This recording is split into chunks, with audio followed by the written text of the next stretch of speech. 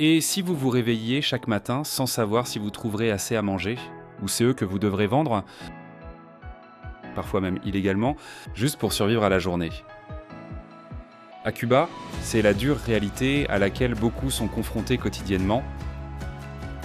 Les femmes doivent redoubler d'ingéniosité pour entretenir leur beauté quand un produit aussi simple qu'une teinture pour cheveux peut coûter une part importante de leur revenu mensuel et ne se trouve souvent qu'au marché noir.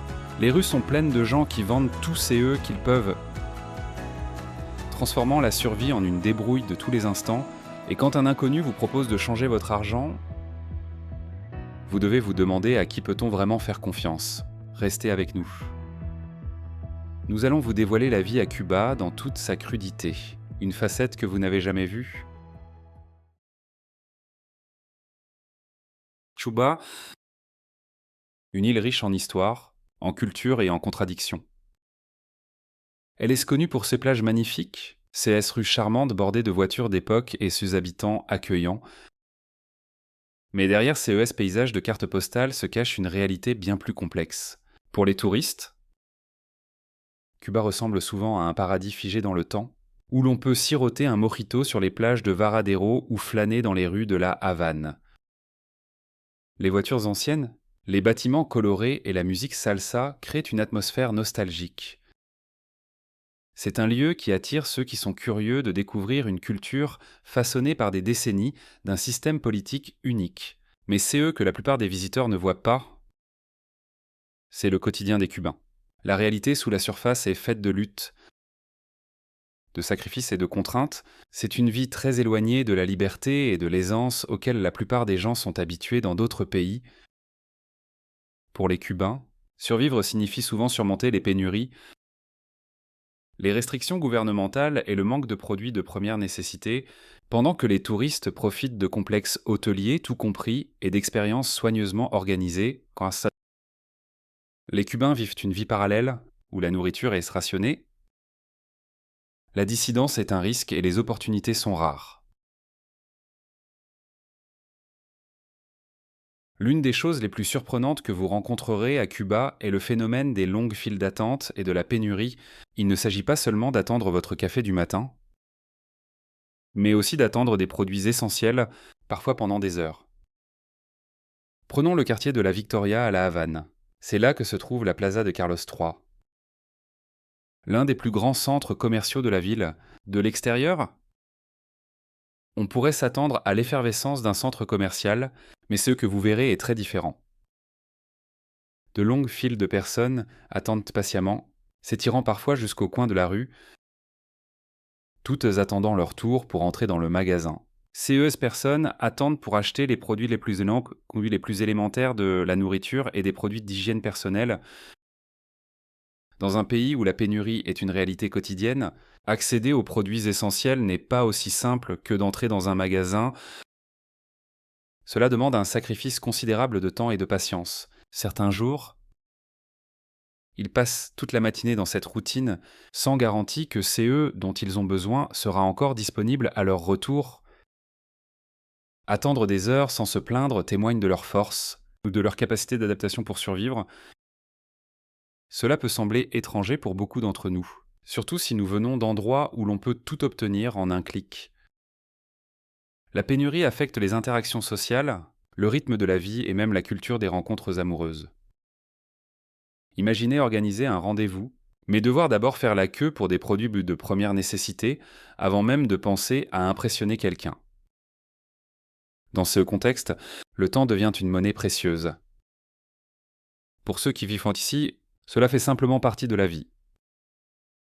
Dans des endroits comme la Havane, où les ressources peuvent être rares, on apprend que la patience n'est pas seulement une vertu, mais une compétence de survie. Avez-vous déjà fait l'expérience de longues files d'attente juste pour acheter des produits de première nécessité? Que pensez-vous de la manière dont la pénurie façonne la vie quotidienne à Cuba?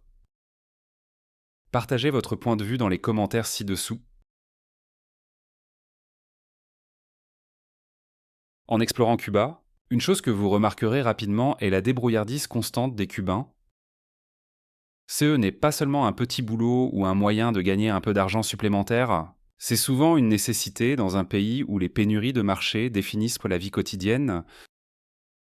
Dans les magasins d'État, vous ne trouverez pas d'allées remplies de tous CE dont vous avez besoin.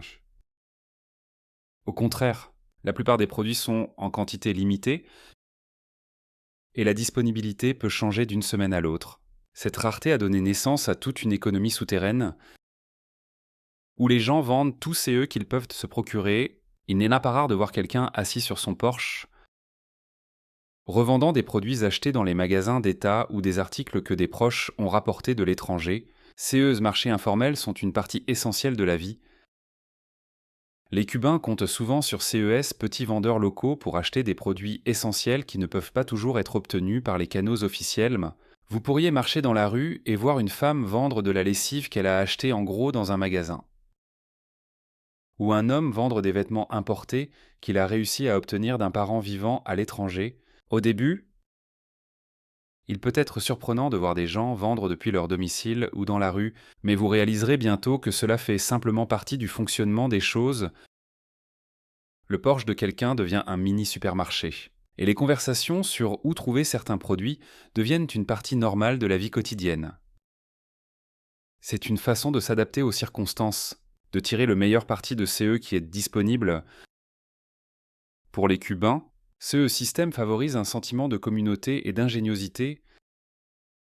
Il ne s'agit pas seulement d'acheter et de vendre, il s'agit de connexion, de confiance et du labeur quotidien qui permet à la vie de continuer à tourner dans un endroit où la rareté est la norme. Avant de continuer, j'ai une demande pour tous ceux qui regardent. Si vous pouvez m'aider, cela ne prend que 10 secondes d'appuyer sur le bouton d'abonnement. Cela aide vraiment notre chaîne à se développer et signifie beaucoup pour nous. En retour, mon équipe et moi nous engageons à améliorer continuellement le programme pour vous. Marché conclu. Pour de nombreuses femmes cubaines, la beauté est plus qu'une simple vanité. Elle fait partie de leur identité. La culture cubaine accorde une grande valeur à l'apparence et les femmes sont fières de soigner leur beauté. Cependant, dans un pays où les produits de base sont souvent difficiles à trouver, rester à la mode et bien soigner n'est pas une tâche facile. Prenez quelque chose d'aussi courant qu'une teinture pour cheveux, à Cuba. Une teinture qui pourrait être considérée comme bon marché ailleurs peut coûter jusqu'à un tiers du salaire mensuel moyen. C'est une dépense énorme quand on pense à CE que beaucoup de gens doivent faire pour gagner leur vie avec leurs revenus limités. Les produits de luxe, comme le maquillage ou les soins de la peau, coûtent souvent bien plus que CE que les Cubains peuvent se permettre. Les femmes cubaines doivent être ingénieuses, créatives et patientes. Elles peuvent économiser pendant des mois pour acheter un produit ou compter sur des réseaux informels pour se procurer des produits de beauté essentiels. Pourtant, malgré ces défis, les femmes cubaines parviennent à être magnifiques et bien soignées. La réalité, c'est que la plupart des femmes cubaines, comme beaucoup d'autres, dépendent de parents vivant à l'étranger pour leur envoyer de l'argent ou des biens. Sans ce soutien, même les produits de première nécessité, sans parler des articles de luxe, deviennent presque impossibles à obtenir. Les familles ayant des membres vivant aux États-Unis, en Europe ou en Amérique latine comptent souvent sur eux pour envoyer des fournitures indispensables, de la nourriture et des vêtements, aux produits de beauté et aux médicaments. Pour les femmes, cette dépendance signifie souvent jongler avec de multiples responsabilités. Elles gèrent le ménage, s'occupent d'hosto des enfants et s'assurent de que leur famille a CE dont elle a besoin, tout en comptant sur les envois de fonds de leurs proches. Dans de nombreux cas, les femmes cubaines sont les soutiens de famille, utilisant toutes les ressources dont elles disposent pour maintenir non seulement les apparences, mais aussi la famille. Comment pensez-vous que leur ingéniosité face aux défis façonne leur identité et leur vie quotidienne ? Lançons une conversation sur les luttes invisibles auxquelles elles sont confrontées et célébrons leur esprit de persévérance. Laissez vos commentaires ci-dessous. Il y a un sujet qui résonne profondément chez les parents à travers le pays nourrir leurs enfants. Dans les écoles, Les repas des enfants sont une préoccupation constante pour les parents, car la capacité du gouvernement à fournir une nourriture adéquate et nutritive est mise à rude épreuve depuis des décennies, et même lorsque les parents se sacrifient, renonçant à leur propre nourriture pour s'assurer que leurs enfants mangent à leur faim. La situation reste compliquée et souvent déchirante. Un repas scolaire typique peut consister en quelque chose d'aussi simple que du pain avec des galettes de maïs. Bien loin des repas équilibrés que de nombreuses familles dans d'autres pays pourraient être considérés comme acquis. Et même cette nourriture de base devient de plus en plus difficile à obtenir. Le prix d'aliments comme les œufs, qui sont généralement une source de protéines simple et abordable, a grimpé en flèche pour atteindre des niveaux presque inimaginables pour une famille cubaine. Une boîte d'œufs peut coûter entre 3000 et 3500 pesos, soit environ 9 euros. Pour mettre cela en perspective, c'est presque le salaire d'un mois pour de nombreux Cubains. À Cuba, où la pénurie et les défis économiques façonnent la société depuis des décennies, les prix des produits de base dépeignent les difficultés que les gens endurent lorsque vous entrez dans un marché cubain. Quelque chose d'aussi simple qu'une livre de porc coûte plus de 1000 pesos. Au premier abord, cela peut sembler choquant, surtout si l'on considère que 1000 pesos représentent une part importante du revenu mensuel moyen d'un Cubain. Des prix aussi élevés obligent les gens à faire des choix difficiles. Beaucoup optent pour des viandes transformées moins chères, comme le porc haché ou d'autres alternatives, juste pour économiser un peu plus. Il n'est pas rare de voir des gens vendre des articles de tous les jours comme des sacs en plastique ou des produits faits maison juste pour économiser assez d'argent pour acheter quelques livres de viande. La rareté des aliments de base comme le porc. La farine et le pain reflètent un problème plus vaste, la difficulté d'obtenir même les articles les plus élémentaires. Prenez le pain. Un aliment de base dans de nombreux foyers cubains. Le pain que vous voyez dans les magasins aujourd'hui provient souvent de CE qu'on appelle les libretas, un système de rationnement alimentaire géré par le gouvernement, mais même ce pain est en quantité insuffisante. Il y a eu des moments où le poids du pain a été réduit simplement parce qu'il n'y avait pas assez de farine pour tout le monde. Se réveiller à 3 ou 4 heures du matin juste pour acheter une miche de pain. Dans certaines régions de Cuba, c'est exactement ce qui se passe. Bien avant le lever du soleil, les gens font la queue devant les boulangeries, dans l'espoir d'obtenir une quantité limitée de pain. Ce n'est pas seulement un inconvénient occasionnel, c'est une réalité quotidienne pour de nombreuses familles.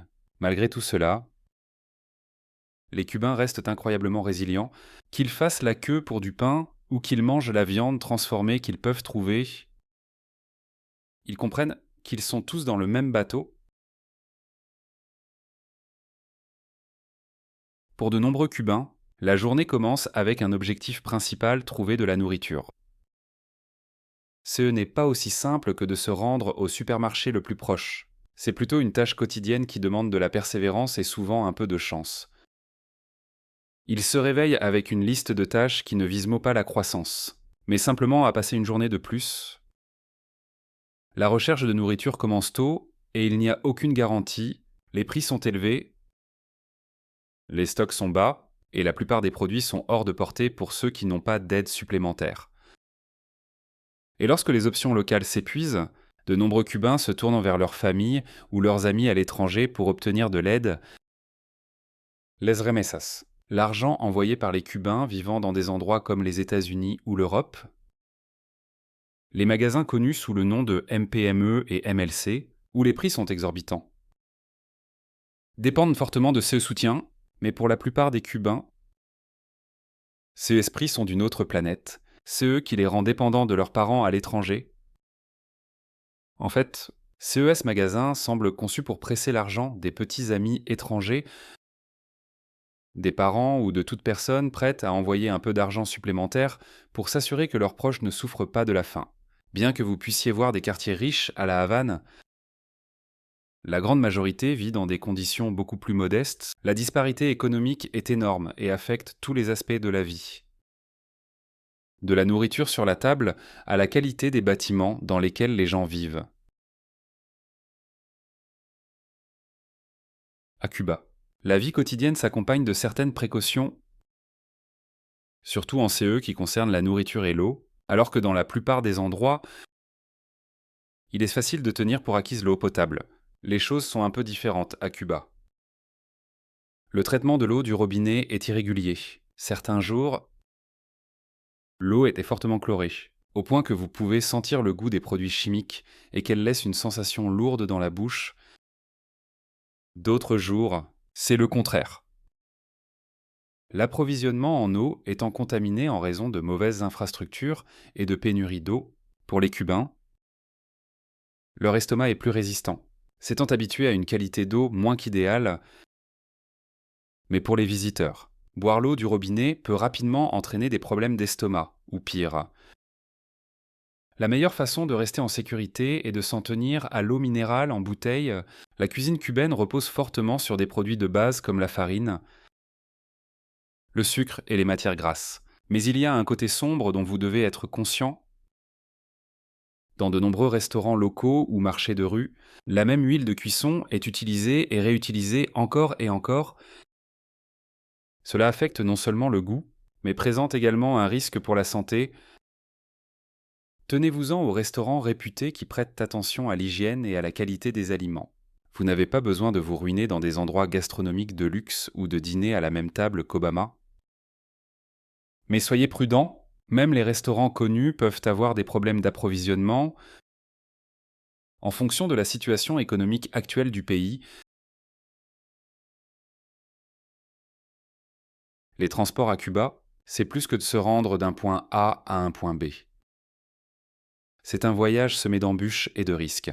À Cuba, les bus traditionnels et les transports publics fiables sont rares. Au lieu de cela, de nombreux Cubains comptent sur de vieux camions réaménagés pour les longs trajets. 6 véhicules, souvent chargés de marchandises, transportent des passagers à travers les provinces pour environ 2 euros. Ces camions ne sont pas sûrs. Ils sont souvent vieux, mal entretenus et sujets aux accidents. Les routes de Cuba ajoutent au danger. Le système de taxi privé peut sembler une option plus pratique et plus sûre, mais il faut être prudent. Utilisez plutôt un taxi d'État ou organisez votre transport par l'intermédiaire d'un contact local de confiance. Vous paierez peut-être un peu plus, mais CES 5 euros pourrait faire la différence entre un voyage sans encombre et une situation dangereuse. Mieux vaut prévenir que guérir. Passons maintenant à un autre type de voyage, la migration interne à Cuba. Beaucoup de gens sont attirés par la Havane pour ces opportunités. Ceux qui cherchent une vie meilleure, mais pour de nombreux migrants internes, la vie à la Havane n'est pas facile. À Cuba, vivre à la Havane en tant que migrant d'une autre province peut donner l'impression de vivre en marge de la loi. De nombreux migrants arrivent dans la capitale sans papier en règle, et vivent par conséquent dans une sorte de flou juridique. Ces personnes recherchent souvent de meilleures opportunités d'emploi ou simplement un moyen de gagner leur vie. Mais elles sont confrontées à la discrimination, à des problèmes de logement et à des restrictions légales. Pour ceux qui veulent plonger plus profondément dans le côté plus sombre de la société cubaine, de la culture du commérage aux tensions relationnelles, dans la culture cubaine, les commérages ou schismes sont plus que de simples bavardages. C'est un mode de vie. Les petites communautés très unies permettent aux nouvelles de circuler rapidement. Et les gens semblent souvent surveiller les moindres faits et gestes de leurs voisins. Les habitants parlent souvent d'une sorte de jalousie profondément ancrée dans la société cubaine. La surveillance constante des voisins et des amis signifie que l'intimité est un luxe que la plupart des gens n'ont pas. Vos informations personnelles, vos relations, même votre travail peuvent tous être surveillés. Si vous êtes un étranger, cette culture du commérage peut rendre difficile votre intégration ou le maintien d'un profil bas. Tout le monde semble savoir ce que vous faites, que vous le vouliez ou non. La situation économique de Cuba a eu un impact profond sur les relations personnelles, en particulier amoureuses. Les difficultés financières ont changé la dynamique des rencontres plaçant souvent les attentes matérielles au premier plan. Les femmes, confrontées à leurs propres difficultés économiques, peuvent rechercher des relations offrant une sécurité financière. De nombreux hommes cubains ont remarqué ce changement. l'amour devenant moins important que la sécurité financière. En explorant un nouveau pays, surtout un comme Cuba, la personne curieuse se rend vite compte à quel point le pays est lié au tourisme. Les rues animées de la vieille Havane, remplies des échos de l'histoire et des rythmes de la salsa, en sont le témoignage. La dépendance de Cuba au tourisme est à la fois une force et une faiblesse. Lorsque le tourisme était florissant, les entreprises légales et illégales en profitent. Les vendeurs agréés vendant de l'artisanat local, de la nourriture et des souvenirs, tandis que de nombreuses personnes trouvent d'autres moyens de gagner leur vie. Se livrant souvent à des activités informelles ou même illégales, comme l'a dit un habitant, la vieille Havane, l'une des zones les mieux préservées, met en évidence la dépendance de Cuba au tourisme. Ces dernières années, l'économie cubaine a connu une évolution intéressante avec l'émergence de nouveaux marchés, notamment de pays étrangers comme la Russie. L'apparition de magasins russes, souvent comparés à Costco, signale l'influence croissante des pays étrangers. Si vous êtes allé à Varadero, l'une des destinations de vacances les plus populaires de Cuba, vous avez peut-être remarqué que les panneaux dans toute la ville sont maintenant bilingues, le russe accompagnant l'espagnol. Il a été dit qu'un supermarché russe ouvrira bientôt à Cuba, vendant de tout, des articles ménagers à la viande russe importée, comme l'a commenté un visiteur. C'est intéressant de voir comment les magasins commencent à s'ouvrir et même le marché russe fait son entrée dans le pays. Si vous allez à Varadero ou si vous y êtes déjà allé, vous remarquerez que tous les panneaux d'information dans toute la ville sont en russe. On dit qu'ils vont ouvrir une boucherie russe. Avec l'ouverture de CES nouveaux établissements, le niveau de surveillance a également augmenté. Les visiteurs de CES magasins peuvent remarquer une augmentation du nombre de caméras de sécurité et de zones restreintes où l'enregistrement est interdit. Cuba possède un système unique de double monnaie. Il y a deux monnaies principales en circulation, le peso cubain Cup et le MLC, Moneda librement convertible. Également connu sous le nom de monnaie à piste magnétique, le peso cubain est la monnaie officielle que vous utiliserez pour la plupart des dépenses quotidiennes, comme l'achat de nourriture, de boissons et la visite des attractions locales. C'est la monnaie la plus couramment utilisée par les Cubains dans leur vie de tous les jours. Le MLC, quant à lui, est essentiellement une devise étrangère, comme l'euro ou le dollar américain, convertie sous forme numérique et chargée sur une carte à piste magnétique. Cette carte peut être utilisée dans certains magasins et entreprises, principalement ceux qui vendent des produits importés ou s'adressent aux touristes, et la carte MLC est essentielle pour acheter des articles très demandés et rares à Cuba, mais vous ne vous promènerez pas avec des reçus MLC physiques. Tout sur la carte et les numériques. Comme l'explique un habitant, à Cuba, il y a deux monnaies, le MLC, qui est la devise étrangère chargée sur une carte, et les pesos cubains, que vous utiliserez le plus pour manger au restaurant et visiter les sites.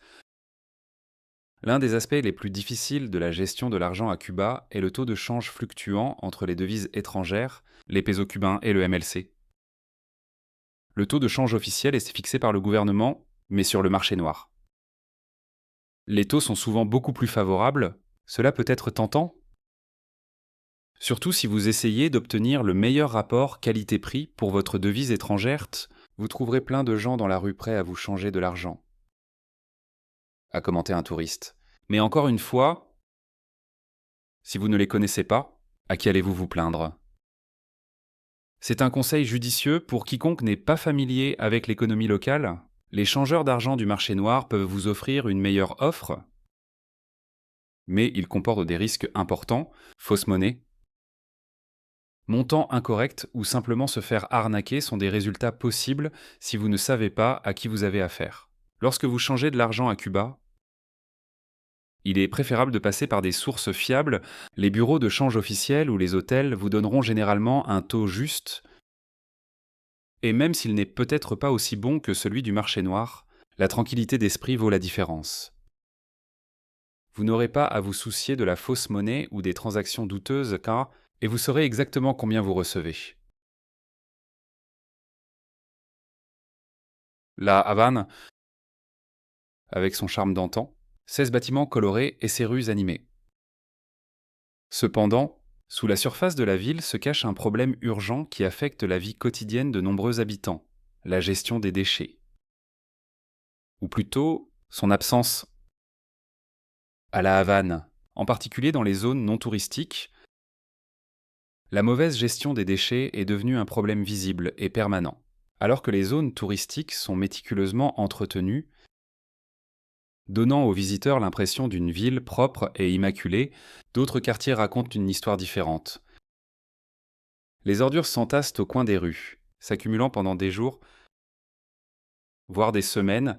Pour les habitants, en particulier dans les villes moins visitées, la présence de déchets près de leurs maisons, de leurs écoles et de leurs lieux de travail est une réalité quotidienne qui menace leur santé, comme l'a souligné un résident cubain.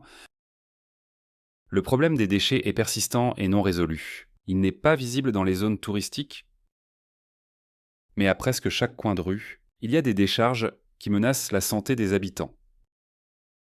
Cette disparité entre les zones touristiques bien entretenues et les quartiers locaux négligés est significative, et elle peut aider les visiteurs à se faire une idée plus complète des défis auxquels sont confrontés les Cubains.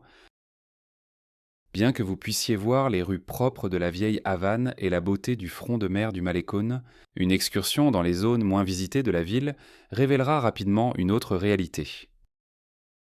Le problème n'est pas uniforme à travers la Havane.